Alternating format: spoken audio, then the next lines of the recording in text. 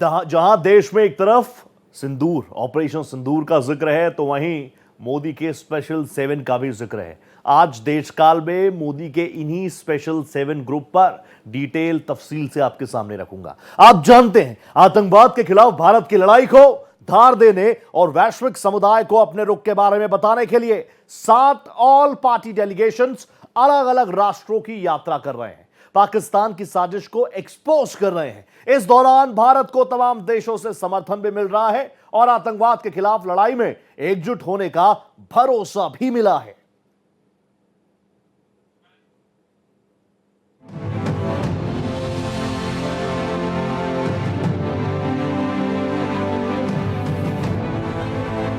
पहलगाम में आतंकी हमले और उसके बाद ऑपरेशन सिंदूर के तहत भारत की जवाबी कार्रवाई दुनिया ने देखी। इसके बाद भारत ने आतंक परस्त मुल्क पाकिस्तान की पोल खोलने के लिए 33 देशों में 7 अलग अलग ऑल पार्टी डेलीगेशन भेजे। इन 7 डेलीगेशन ने टीम इंडिया की तरह पाकिस्तान के दुष्प्रचार को धाराशायी कर दिया है। डेलीगेशन में शामिल सभी लोग आतंकियों के पनाहगार पाकिस्तान और प्रधानमंत्री शहबाज शरीफ के नेतृत्व वाली सरकार की नीतियों को अलग अलग मंचों पर बेनकाब कर रहे हैं। इस मिशन ने भारत का संदेश वैश्विक मंच तक पहुंचाया है और आतंकवाद के खिलाफ लड़ाई को मजबूत किया है। बीजेपी सांसद बैजयंत पांडा के नेतृत्व में ऑल पार्टी डेलीगेशन अल्जीरिया, सऊदी अरब, कुवैत, बहरीन की अपनी कामयाब यात्रा पूरी करने के बाद दिल्ली पहुंचा। इस दौरान बीजेपी सांसद बैजयंत पांडा ने कहा कि हमारी ये यात्रा बहुत सफल रही है। हम जिन 4 देशों में गए थे, वे चारों देश आतंकवाद के खिलाफ कदम उठा चुके हैं और उनका पक्ष भी स्पष्ट है। पाकिस्तान बहुत प्रोपेगेंडा फैलाता है।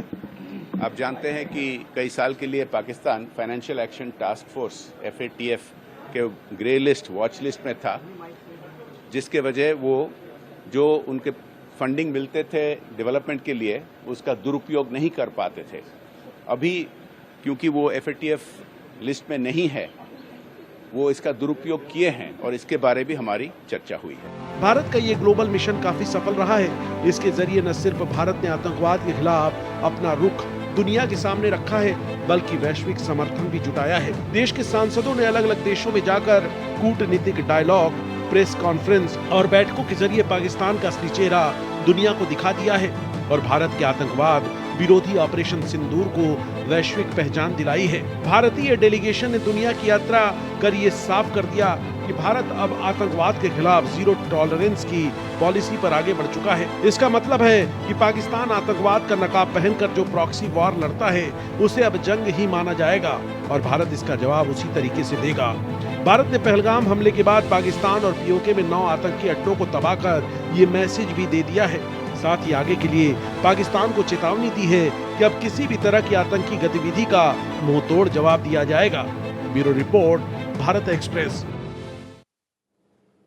तो पहलगाम में आतंकी नरसंहार के बाद प्राइम मिनिस्टर नरेंद्र मोदी ने ग्रुप 7 बनाया और उन ग्रुप 7 के 7 जो स्टार है ना, उनकी तस्वीरें आपके टीवी स्क्रीन पर हैं। आपको ये बता दूं कि ये 7 ग्रुप, जिसमें कई और लोग शामिल थे, ये लोग उनको लीड कर रहे थे। एक ग्रुप इसमें जिसको बैजयंत पांडा साहब लीड कर रहे थे, वो वापस आ चुके हैं। जहां एक तरफ हमने पाकिस्तान को अलग थलग किया, तो वहीं दूसरी तरफ हमारा ये जो डेलीगेशन है, जिसकी तस्वीरें आपके टीवी स्क्रीन पर आ चुकी है, वीडियो वॉल पर तस्वीरें लगातार चल रही है, ये स्पेशल 7 ने क्या स्ट्राइक किए, फोर्सेस ने क्या स्ट्राइक की, वो तो मैं आपको बता रहा हूं। लेकिन ये जो G7 है, जो ग्रुप 7 रहा भारत सरकार का, भारत का, इंडिया का, भारतवर्ष का, वो क्या स्ट्राइक कर रहा है, वो क्या स्ट्राइक करके लौट रहा है। अभी कई और डेलीगेशंस भी वापस आएंगे। जो जिम्मेदारी उनको सौंपी गई थी, उसका निर्वहन किस तरीके से किया। देखिए, इस डेलीगेशन को पहले ही ब्रीफ किया जा चुका था कि अलग अलग राष्ट्रों में जाकर इनको कैसे पाकिस्तान को एक्सपोज करना है। बहुत ही तेज आवाज में, सिर्फ मैं पिच की बात नहीं कर रहा, स्ट्रॉन्ग होमवर्क के साथ हमारी ये डेलीगेशंस तैयार हुए। पाकिस्तान को सीधे सीधे ग्लोबली एक्सपोज किया और बताया कि पाकिस्तान कैसे आतंकियों को पनाह देता है, पाकिस्तान कैसे एक सेफ हेवन बना हुआ है आतंकियों के लिए, आतंकी संगठनों के लिए। पाकिस्तान की आतंकी साजिश की पोल इन चेहरों ने खोली। कई चेहरे बहुत ज्यादा वायरल हो चुके हैं, कई सारे चेहरे, हर एक चेहरा, हर किसी को इन्हीं चेहरों से बहुत उम्मीदें भी थी और उन उम्मीदों पर 100% ये चेहरे उतरे हैं। आतंकवाद के खिलाफ आने वाले दिनों में भी भारत इसी तरीके से स्ट्राइक करेगा। हमारे ग्रुप 7 के मेंबर्स ये बताकर आए हैं। अभी एक डेलीगेशन वापस आया जिसको लीड कर रहे थे बैजंत पांडा साहब, मैं आपको बता चुका हूं। उन्होंने आज डॉक्टर सुब्रमण्यम जयशंकर जो कि विदेश मंत्री हैं उनसे मुलाकात भी कर ली। धीरे धीरे बाकी डेलीगेशंस भी वापस आएंगे, लेकिन एक तरफ हमारी एयरफोर्स की स्ट्राइक, आर्मी की स्ट्राइक और डिप्लोमेटिक लेवल्स पर जो स्ट्राइक करनी थी वो हमारा स्पेशल 7 लगातार कर रहा है। दुनिया को हमने बताया ऑपरेशन सिंदूर क्या है, दुनिया को हमने बताया ऑपरेशन सिंदूर की जरूरत भारत को क्यों पड़ी, दुनिया को हमने बताया कि आतंक को काबू में लाने के लिए पाकिस्तान नाकाम है। क्यों? क्योंकि पाकिस्तान का काम ही है सीमा पार आतंकवाद को फैलाना। क्योंकि पाकिस्तान अपनी औकात जानता है, उसको पता है कि वो भारत से सीधी लड़ाई में जीत ही नहीं सकता। इसीलिए पाकिस्तान आतंकियों को सैन्य मदद भी देता है, उनको पैसा भी देता है, रसद भी देता है और उनको ऐसी सिक्योरिटी भी देता है। पाकिस्तानी फोर्सेस की प्राइमरी फेसी जनता को बचाने की कस्में नहीं है, वो तो ये चाहते हैं कि हम आतंकियों को बचाएं। आतंकियों की आर्थिक मदद अगर कोई करता है तो वो पाकिस्तान है। अभी शाहबाज सरकार है, शाहबाज सरकार, मुल्ला मुनीर, इसको तो हमने ग्लोबली एक्सपोज किया ही है, लेकिन पिछले कुछ वक्त में पूरा होमवर्क करके भारत जो है वो यहां पर पहुंचा है। ग्लोबली हम एक्सपोज कर रहे हैं। अब मैं आपको बता रहा हूं, सांसदों की 7 टीमों का विदेश से लौटना जारी है। 7 टीमें बनाई गई जिसमें अलग अलग मेंबर्स थे, अलग अलग पार्टियों के मेंबर्स थे। इन 7 ग्रुप्स को जो लीड कर रहे थे उनके बारे में भी मैं आपको बता रहा हूं। उनमें करीमोजी का नाम है, उनमें रविशंकर प्रसाद का नाम है, उसमें शशि थरूर साहब का नाम है।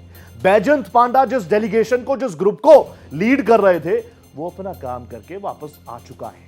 बैजंत पांडा जिस ग्रुप को लीड कर रहे थे वो वापस आया और जितने मेंबर्स थे इसमें अलग अलग पार्टी के मेंबर्स थे, इसमें राजनयिक थे।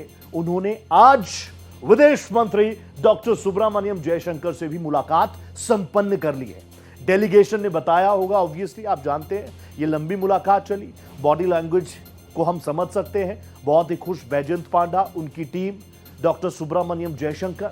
सांसदों के इस डेलीगेशन से प्राइम मिनिस्टर नरेंद्र मोदी भी मुलाकात कर सकते हैं, ये मैं आपको आगे की खबर भी बता रहा हूं। अभी एक डेलीगेशन आया है, 6 डेलीगेशन और आना बाकी है। लेकिन जब ये सारे डेलीगेशन वापस आ जाएंगे तो जानकारी मेरे पास ये है कि 9 और 10 तारीख को prime minister Narendra Modi all party delegation से, इस ग्रुप 7 से मुलाकात कर सकते हैं, इनके मेंबर्स से मुलाकात कर सकते हैं, उनकी पीठ थपथपा सकते हैं, उनसे जान सकते हैं कि वैश्विक पटल पर भारत के ऑपरेशन सिंदूर को दुनिया ने कितना एक्सेप्ट किया। इस बारे में भी 1-to-1 प्राइम मिनिस्टर कर सकते हैं। ऑपरेशन सिंदूर को लेकर ग्लोबली क्या माहौल बना, आपने क्या महसूस किया, वो प्रधानमंत्री नरेंद्र मोदी उस पर फीडबैक ले सकते हैं। आप जानते हैं प्राइम मिनिस्टर नरेंद्र मोदी हमेशा ये कोशिश करते हैं कि वो 1-to-1 कर पाए, किसी से भी 1-to-1 कर पाए। आपने देखा होगा कई ऐसे मौके बनते हैं जब वो कभी एथलीट से मुलाकात करते हैं, कभी दूसरी पार्टियों के नेताओं से बात करते हैं, तो प्रधानमंत्री को पसंद है फीडबैक लेना। तो स्पेशल 7 जो स्ट्राइक करके लौट रहा है और आने वाले दिनों में बाकी डेलीगेशंस भी आएंगे, उनसे प्राइम मिनिस्टर नरेंद्र मोदी 9 या 10 तारीख को मुलाकात कर सकते हैं। अब स्पेशल 7 ने किस तरीके से स्ट्राइक्स की, आज मैं आपको उसी पर बात करूंगा। अभी तक मैं आपको बता रहा था हमारी फोर्सेस ने किस तरीके से पाकिस्तान को नेस्ता नाबूद किया, उनके एयर बेसिस को किस तरीके से टारगेट किया। जहां पर मैं नहीं कह रहा, क्योंकि आजकल हर कोई कह रहा है डोनाल्ड ट्रंप, तो डोनाल्ड ट्रंप कह रहे थे कि न्यूक्लियर वॉर छिड़ सकती थी इन दोनों राष्ट्रों के बीच। तो भारत ने साफ कर दिया कि अब न्यूक्लियर धमकियों से भारत डरने वाला नहीं है। अलग अलग देशों में डेलीगेशन हमारे अभी मौजूद हैं। 7 डेलीगेशन थे, एक वापस आ गया है, 6 आ रहे हैं। धीरे धीरे करके डेलीगेशन वापस देश में आ रहा है। पाकिस्तान को ग्लोबली हम लोग एक्सपोज कर रहे हैं और ऑपरेशन सिंदूर को लेकर क्या हम लोगों को जरूरत पड़ी, क्यों हम लोगों को ऑपरेशन सिंदूर करना पड़ा, क्योंकि एक बड़ा मुल्क है। पाकिस्तान जैसे मुल्क से कोई नहीं पूछता कि आपके यहां आतंकी हैं तो क्यों है, क्योंकि सबको पता है, डायरेक्टली इनडायरेक्टली, प्रत्यक्ष अप्रत्यक्ष तौर पर हर कोई जानता है कि पाकिस्तान आतंक परस्त मुल्क है। लेकिन अब भारत आतंकवाद के इस दंश को नहीं सहेगा। हमारी फोर्सेस को फ्री हैंड है, तो वहीं दूसरी तरफ ग्लोबली क्या माहौल बन रहा है और माहौल कैसा बनेगा, यह डिसाइडिंग फैक्टर भी अब भारत ही तय करेगा। अब ग्रुप्स के बारे में आपको जानकारी दे देता हूं। ये चेहरा आपके सामने आ गया, बैजंत पांडा साहब। ग्रुप 1। ये कहां कहां गए थे ये मैं आपको बता देता हूं। इनकी टीम जो थी, इनकी टीम गई कुवैत पहुंची, यूएई गई, बहरीन गई, वहां पर अल्जीरिया पहुंची। हर एक ग्रुप को कुछ डायमेंशंस के साथ कुछ राष्ट्रों की जिम्मेदारी सौंपी गई। तो बैजयंत पांडा पहुंचे, गल्फ कंट्रीज भी गए, वहां पर उन्होंने बताया, क्योंकि बार बार पाकिस्तान यही कहता है ना कि हम इस्लामिक राष्ट्र हैं, प्लीज हमें बचाइए। गल्फ कंट्रीज की तरफ जाता है, उनसे कहता है कि प्लीज हमें कुछ पैसा दे दीजिए। अभी भी जब भारत कह रहा है कि हमारा ऑपरेशन सिंदूर खत्म नहीं हुआ, अभी भी जा रहा है उसी तरफ, प्लीज हमें बचा लीजिए, हमें भारत से बात करनी है। लेकिन बैजयंत पांडा की ये टीम अलग अलग राष्ट्रों में घूमकर, जिसमें यूएई, बहरीन, अल्जीरिया, यहां पर पहुंची, यहां पर अपने समकक्षों के साथ मीटिंग की गई। हमने बताया, हमारा एक ग्रुप 1 था, हमारी इस टीम ने बताया कि क्यों हमें ऑपरेशन सिंदूर करना पड़ा, आखिर कब तक भारत सहता रहेगा। दूसरा ग्रुप कौन सा है जिसको लीड कर रहे हैं? रविशंकर प्रसाद। कहां कहां गया? UK, France, Germany. इसके अलावा इसी ग्रुप को जिम्मेदारी मिली थी, इटली भी ये ग्रुप गया है। UK, France, Germany, Italy, Denmark, European union, EU. तो ये सब जो है ये काफी संपन्न देश इनको माना जाता है। यूके, फ्रांस, आप जानते हैं फ्रांस के साथ हमारा स्ट्रेटेजिक पार्टनरशिप कितनी है। जर्मनी के साथ क्योंकि काफी गर्मजोशी प्रधानमंत्री की नजर आई थी G20 के दौरान। इटली के साथ आप जानते हैं हमारा एक अलग रिश्ता है। डेनमार्क, यूरोपियन यूनियन, ईयू, इसके बहुत सारे मेंबर्स हैं। वहां ये ग्रुप गया, जिसको लीड कर रहे थे, कौन लीड कर रहे थे? रविशंकर प्रसाद साहब। इन्होंने भी साफ तौर पर बताया कि देखिए, भारत बहुत सशक्त मुल्क है, जितनी ताकत हमारे पास है ना, उससे ज्यादा जिम्मेदारी का भाव हमारे पास है। तो हम ये जानते हैं कि अगर हम न्यूक्लियर स्टेट होकर किसी दूसरी न्यूक्लियर स्टेट को टारगेट कर रहे हैं तो क्या कुछ हो सकता है। और भारत ने पहले दिन साफ कर दिया था, सिविलियन से हमें कोई दिक्कत नहीं है। आम पाकिस्तानी तो वैसे ही परेशान है, आगे कुआं पीछे खाई वाली स्थिति में है पाकिस्तान। ना वो सरकार के पास जा सकता, सेना तो आप जानते हैं क्या है, सेना, सरकार, आतंकी, सारी चीजें एक दूसरे से इंटरकनेक्टेड है, इसलिए आम जनता का हाल बेहाल है। ये ग्रुप 2 है जो कहां कहां गया मैंने आपको बता दिया। अब सिलसिलेवार तरीके से आगे बढ़ते हैं। मैं आपको इन 7 ग्रुप्स के बारे में एक बार फिर से, वैसे तो मैं आपको बता चुका हूं, लेकिन अब एक बार फिर से, क्योंकि जो जिम्मेदारी इन ग्रुप्स को दी गई 90 to 95% ये अपना काम कर चुके हैं।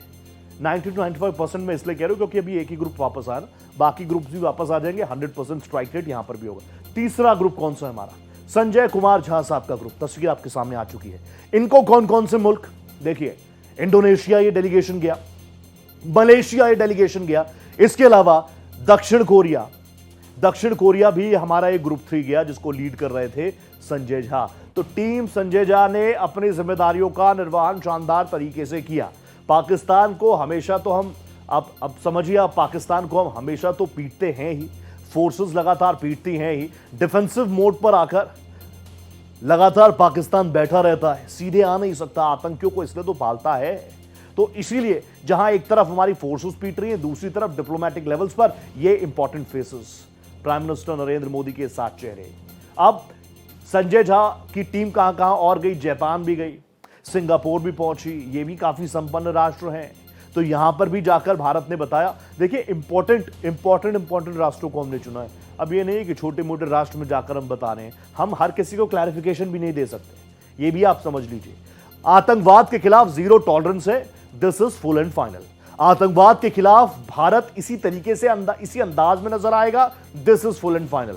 भारत आतंकवाद के खिलाफ किसी भी हद तक जाएगा, this is full and final. और प्राइम मिनिस्टर नरेंद्र मोदी ये कह चुके हैं कि अब इसी अंदाज में हम लोग नजर आएंगे, यही हमारी नीति है।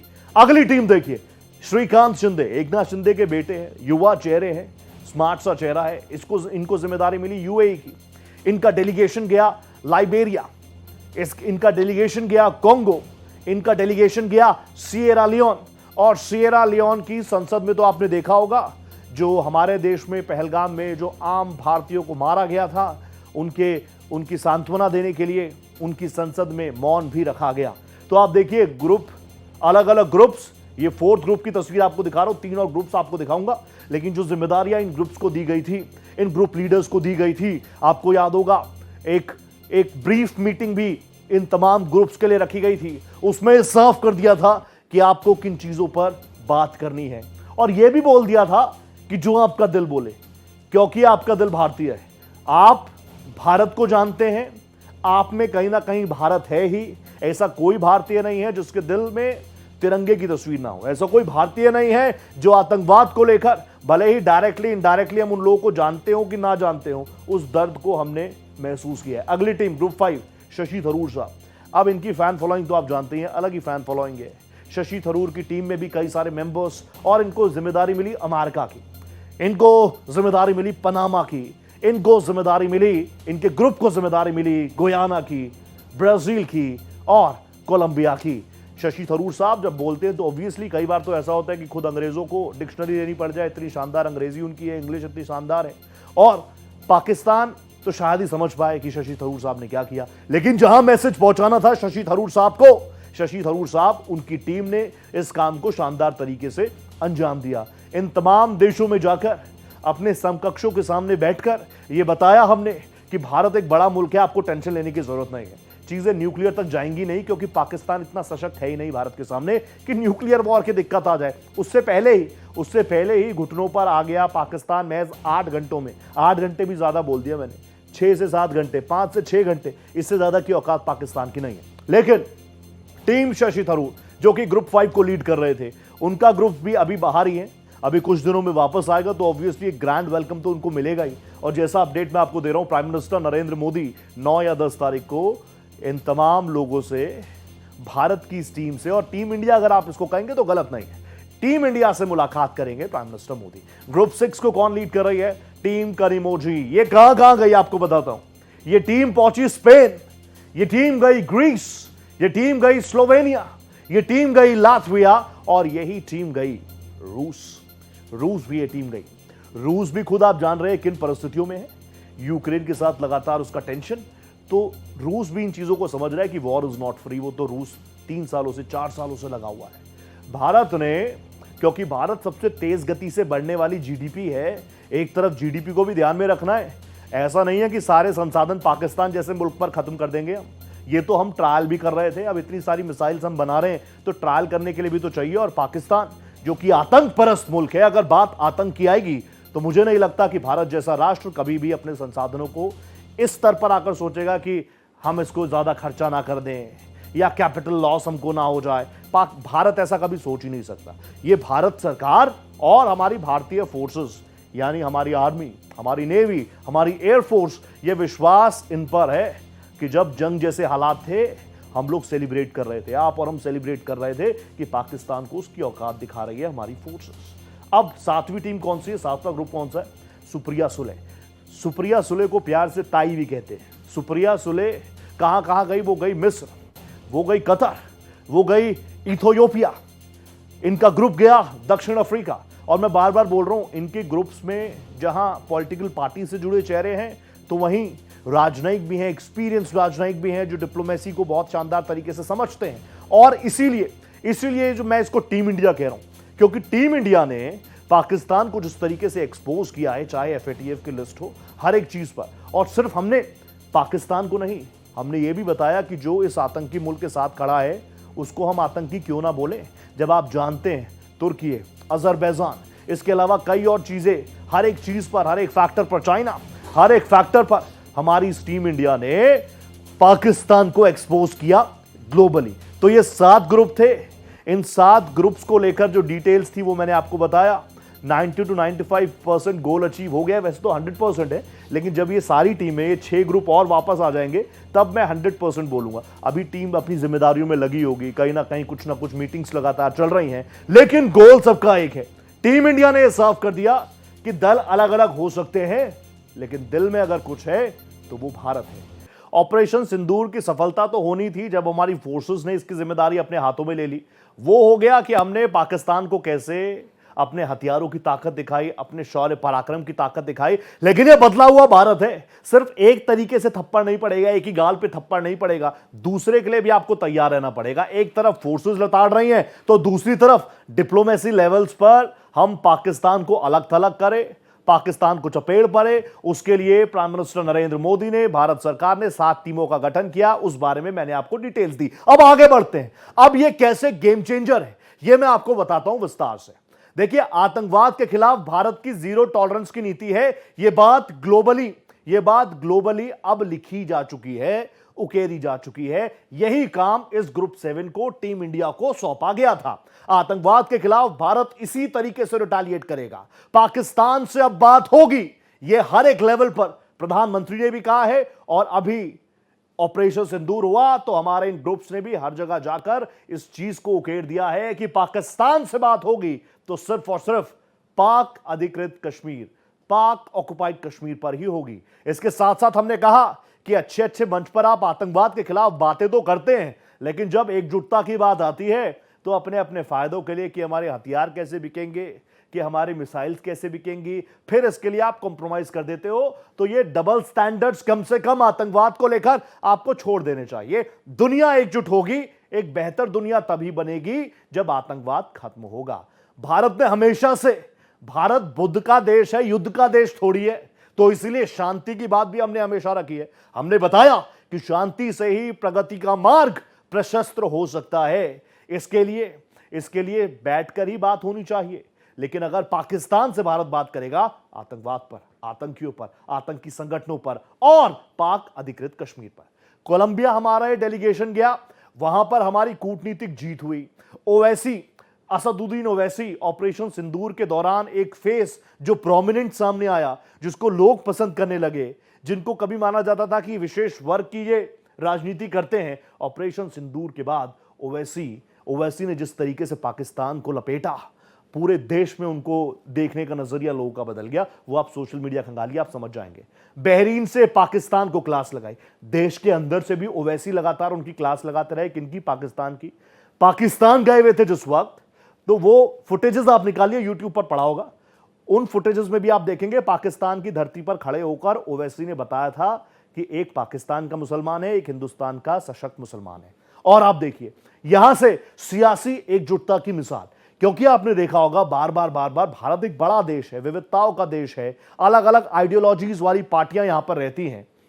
लेकिन ऑपरेशन सिंदूर के बाद, इस डेलीगेशन के बाद, यह पता चला कि सब एक हैं, सब भारतीय हैं। आतंकवाद के खिलाफ भारत पहले ही साथ कर चुका है कि हम लोग अब सहेंगे नहीं। पाकिस्तान से बात होगी सिर्फ और सिर्फ पीओके पर, पाकिस्तान से बात होगी आतंकवाद पर। दुनिया के लिए बड़ा संदेश भारत ने दिया कि आतंकवाद जैसे मुद्दों पर एक हो जाइए। बिजनेस करने के लिए बहुत सारी चीजें हैं, बिजनेस के लिए तो आप आते ही है ना। आप भारत आ जाइए, आप चाइना चले जाइए, पाकिस्तान चले जाइए, वो सारी चीजें मैटर नहीं करती। मानवता रहेगी, ह्यूमैनिटी रहेगी, और ह्यूमैनिटी का सबसे बड़ा दुश्मन अगर कोई है तो वो है आतंकवाद। तो स्पेशल 7 की स्ट्राइक में पाकिस्तान हर एक लेवल पर एक्सपोज हुआ है। ग्लोबल मिशन में भारत का स्ट्राइक रेट 100% है, और जब ये ग्रुप 7 वापस आएगा, ये टीम इंडिया वापस आएगी, तो देश भी इंतजार कर रहा है, क्योंकि जिन उम्मीदों के साथ इनको भेजा गया, 100% स्ट्राइक रेट इन ग्रुप 7 का भी, टीम इंडिया का भी। इसी के साथ देशकाल में आज फिलहाल इतना ही। दीजिए इजाजत, नमस्कार।